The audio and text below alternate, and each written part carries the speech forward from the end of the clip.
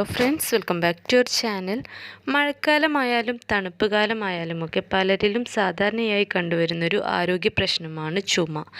കഫക്കെട്ടും ചുമയും വന്നു കഴിഞ്ഞാൽ പലരും നേരെ മെഡിക്കൽ ഷോപ്പിൽ പോയി ഏതെങ്കിലുമൊക്കെ സിറപ്പ് മേടിച്ച് കഴിക്കും. എന്നാൽ ശ്വാസകോശം പൊടുന്നനെ ചുരുങ്ങുമ്പോഴാണ് ചുമയുണ്ടാകുന്നത്. ശ്വാസകോശത്തിൽ അടിഞ്ഞുകൂടിയ മാലിന്യവും കഫവും നിർമ്മാർജ്ജനം ചെയ്യാൻ ശരീരം തന്നെ നടത്തി വരുന്നൊരു പ്രക്രിയയാണിത്.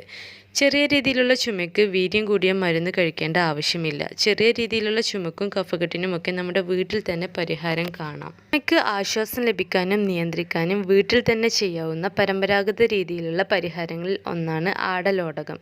ഔഷധ ഗുണങ്ങൾ ഏറെയുള്ളൊരു സസ്യമാണ് ആടലോടകം. പല മരുന്നുകളിലും ചേർക്കുന്നൊരു സസ്യമാണിത്.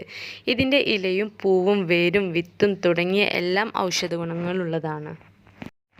അപ്പോൾ ഇന്നത്തെ വീഡിയോയിൽ ആടലോടകത്തിൻ്റെ ഇല വെച്ചിട്ട് എങ്ങനെയാണ് കഫക്കെട്ടും ചുമയും മാറ്റിയെടുക്കുക എന്നുള്ളതാണ്. ആടലോടകം 2 തരത്തിലുണ്ട് കേട്ടോ. വലിയ ആടലോടകവും ചെറിയ ആടലോടകവും. അപ്പോൾ നമുക്കതിൽ ചെറിയ ആടലോടകത്തിൻ്റെ ഇലയാണ് നമുക്ക് ആവശ്യമുള്ളത്. 2 തരത്തിലുള്ള മരുന്ന് കൂട്ടാണ് ഞാനിപ്പോൾ തയ്യാറാക്കുന്നത്. എന്തായാലും ഞാനിപ്പോൾ ഇതിൻ്റെ വീഡിയോ കാണിക്കുന്നില്ല, പറയുന്നുള്ളൂ. അപ്പോൾ എന്തായാലും നിങ്ങളത് മനസ്സിലാക്കി, വീഡിയോ കേട്ട് മനസ്സിലാക്കി ഇതുപോലെ തന്നെ തയ്യാറാക്കിയാൽ മതി. എന്തായാലും നല്ല റിസൾട്ട് കിട്ടും കേട്ടോ, 100% ഉറപ്പാണ്. പഴയ ആളുകളൊക്കെ ചെയ്തിരുന്ന ടിപ്പാണ്. അപ്പോൾ എന്തായാലും വീഡിയോയിലോട്ട് നമുക്ക് പോകാം. അപ്പോൾ ഞാനിവിടെ ആദ്യം തയ്യാറാക്കുന്ന രീതി എങ്ങനെയാണെന്ന് പറയാം. അതിനായിട്ട് നമുക്ക് ആടലോടകത്തിൻ്റെ ഇല കുറച്ച് കൂടുതലായിട്ട് എടുക്കണം. എന്നിട്ട് അത് വെയിലത്ത് വെച്ചിട്ട് നന്നായിട്ട് ഉണക്കിയെടുക്കണം.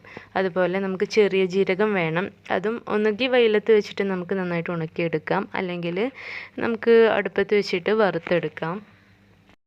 ആടലോടകത്തിൻ്റെ ഇല ഉണക്കിയെടുത്ത് നമുക്കത് നന്നായിട്ട് പൊടിച്ചെടുക്കണം. അപ്പോൾ അതിനായിട്ട് നമുക്ക് ഒരു ജാർ എടുത്തിട്ട് ഈ ഒരു ആടലോടകത്തിൻ്റെ ഉണക്കിയ ഇലയും അതിലോട്ട് നമുക്ക് ഈ വറുത്തെടുത്ത ജീരകം, അതുപോലെ കൽക്കണ്ടം വേണം കേട്ടോ, കൽക്കണ്ടം ചേർക്കാം. അതിന് ശേഷം നമുക്കിതിലോട്ട് കുറച്ച് കുരുമുളകും പിന്നെ ചുക്ക് പൊടി വേണം കേട്ടോ, ചുക്കും കൂടെ ചേർത്തിട്ട് നന്നായിട്ട് നമുക്കിത് മിക്സിയിലിട്ടിട്ട് നന്നായിട്ട് അടിച്ചെടുക്കണം, നന്നായിട്ട് പൊടിച്ചെടുക്കണം കേട്ടോ.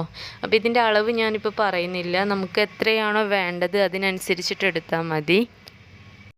അപ്പോൾ ഇത് നന്നായിട്ട് പൊടിച്ചെടുത്തിട്ട് ഒരു കുപ്പിയിലോ ഒരു ബോക്സിലോ എന്തെങ്കിലും ആക്കി വെക്കാം. എന്നിട്ട് നമുക്ക് ഇടയ്ക്കിടയ്ക്കായിട്ട് നമുക്കിതിന്ന് ഓരോ ടീസ്പൂൺ വീതം എടുത്ത് കഴിക്കാം. എന്തായാലും നല്ല ആശ്വാസം കിട്ടും കേട്ടോ ചുമയ്ക്ക്.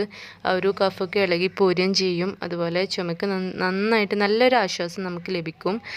ഇങ്ങനെ ഒരു 2-3 ദിവസം ചെയ്യുമ്പോഴേക്കും നല്ല റിസൾട്ട് കിട്ടും കേട്ടോ.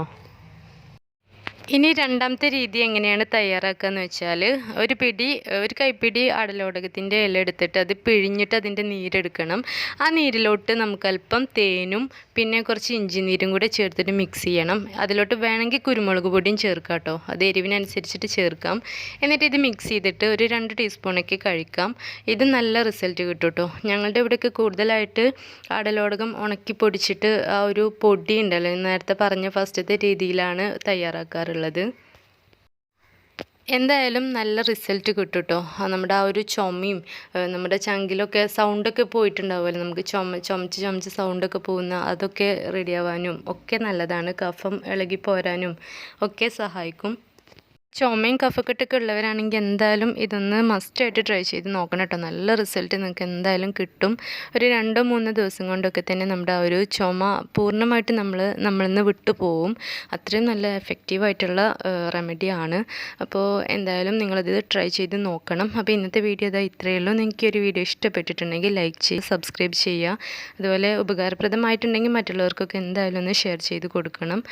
എന്തെങ്കിലും സംശയങ്ങളോ അഭിപ്രായങ്ങളോ ഒക്കെ ഉണ്ടെങ്കിൽ കമൻറ്റ് ബോക്സിൽ കമൻറ്റ് ചെയ്യാം. അപ്പോൾ അടുത്ത നല്ലൊരു വീഡിയോയുമായി നമുക്ക് വീണ്ടും കാണാം. അതുവരെ എല്ലാവർക്കും ബൈ.